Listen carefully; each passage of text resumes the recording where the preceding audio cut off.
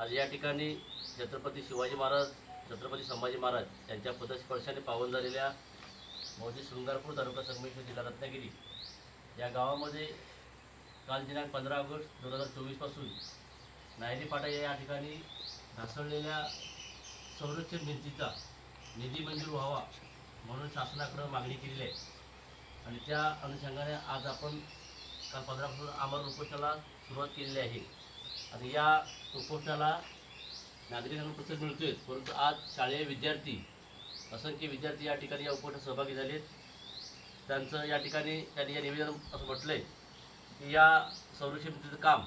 तात्काळ होण्याचं गरजेचं आहे, कारण जेणेकरून या मार्गावरून एस टीचा प्रवास होतो आणि या एस टीमधून हे विद्यार्थी प्रवास करत असतात आणि या विद्यार्थ्यांना या गोष्टीची भयानक गोष्टीची जाणीव झालेली आहे की जर या ठिकाणी जर धोका झाला तर त्याला जबाबदार कोण। त्यामुळे या विद्यार्थ्यांकडून आज या ठिकाणी